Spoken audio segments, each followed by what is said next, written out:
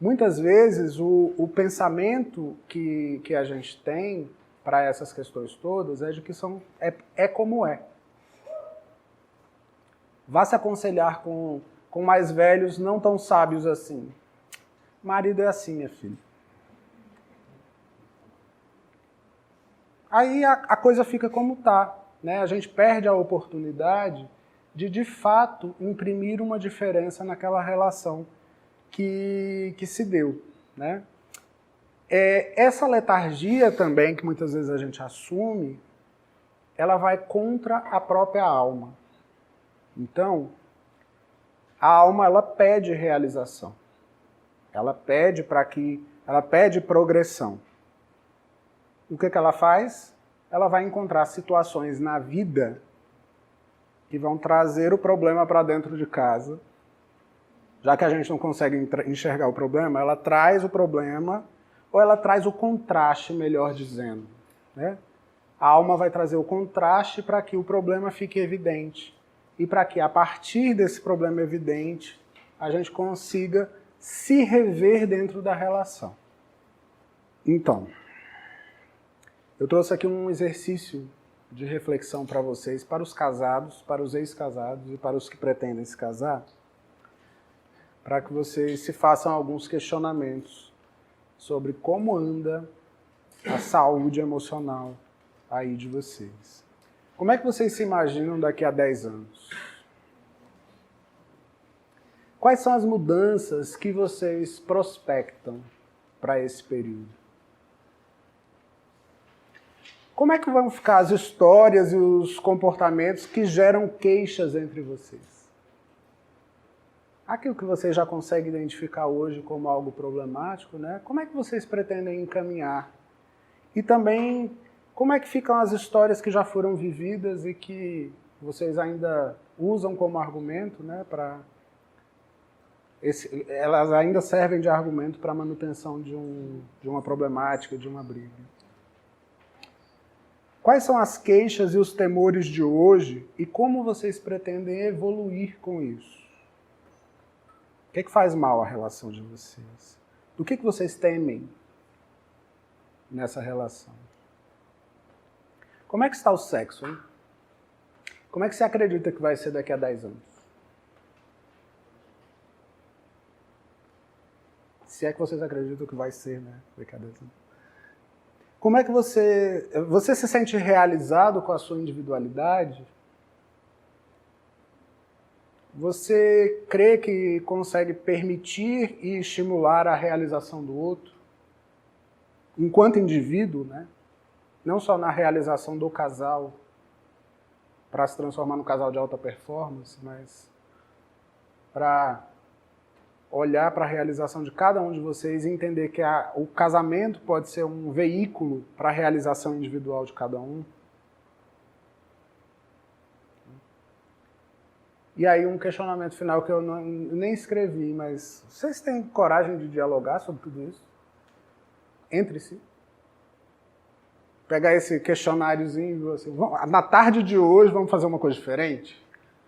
Vamos sentar e vamos conversar sobre essa história? Esses questionamentos, eles vão trazer uma coisa chamada crise. E que é importante a gente entender a função da crise, tá? O Salomé também, ele fez um roteirinho de fases da problemática relacional, que eu vou passar rapidinho aqui para vocês. Ele fala que o primeiro momento na dinâmica relacional é um momento de colusão. É a negação do mal e da projeção, a adulteração da individualidade em nome da relação. Vamos lá, traduzir isso. É o momento em que os parceiros fazem um conluio. Não tem nada de projeção, eu te enxergo do jeito que você me enxerga do jeito que eu sou, e tá tudo bem, não tem mal entre nós, a gente se ama, nascemos um para o outro. E somos perfeitos. Inclusive o seu defeito é uma coisa até engraçadinha, que eu gosto dele, né? Acho bacana você ser assim. Disso, a gente evolui para uma luta por poder, porque isso também não dura muito tempo, né? Graças a Deus, essa ilusão ela cessa logo. E aí a gente vai começar a perceber que a gente está perdendo individualidade dentro da relação. Vamos querer o quê? Reaver nosso território. Só que geralmente a gente não quer só o nosso território, a gente quer o nosso território e um pedaço também do território do coleguinha. E aí, o que a gente vai fazer? Vai começar a jogar com influências. Eu vejo no que eu sou forte, no que o outro é fraco. Isso tudo, gente, não é deliberado, assim, a partir do dia 27 de setembro eu começo. Não, não é. Isso é um processo natural, inconsciente, que a gente vai desenvolvendo, tá? Então, assim, a gente vai ter nessa luta por poder, a gente vai perceber-se reagindo às influências do outro e também às expectativas que o outro projeta sobre nós. E aí, o que a gente vai querer fazer? O mesmo. A gente transforma uma relação que antes era uma coisa só num joguinho, né? Nesse joguinho, muitas vezes a gente vai mostrar para nós mesmos um lado diferente daquilo que a gente é. É quando a gente se vê fazendo as coisas que a gente não devia fazer. É quando a sombra escapa da gaiola. Entende? É quando a gente se vê falando ou fazendo aquilo que normalmente não faria diante do outro. Terceiro ponto é a tal da crise. A crise chega quando eu me dou conta de que o contrato inicial feito lá na relação, ele foi quebrado. Né? De alguma forma, aquilo que estava acordado inicialmente não está sendo mais só aquilo. Entraram novos personagens, novas atuações, novas demandas no script. O que é ruim? Não. A vida é dinâmica. A vida não vai ser exatamente como era no dia que eu conheci o outro. Vão aparecer novas situações, vão entrar novas demandas ali que vão exigir de nós um investimento. E esse investimento, né, em novos interesses, em novos papéis, vai ser interpretado dentro dessa relação como um momento de crise, um momento de vulnerabilidade. Aí o que a gente faz com essa crise? A gente entra em conflito. Né? O conflito é a identificação da crise e as tentativas de superação que vão situando as necessidades e quem se é hoje. Ou seja, eu vou defendendo um novo olhar sobre aquela mesma relação.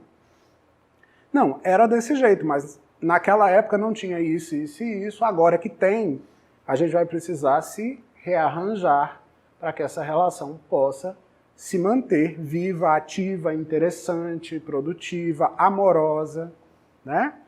O conflito não é um problema.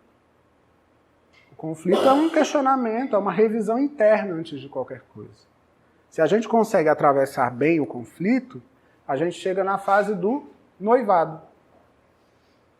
Não o noivado de botar a aliança, do ritual, né, religioso e tal, mas o noivado que é um reconhecimento e a aceitação das diferenças do outro.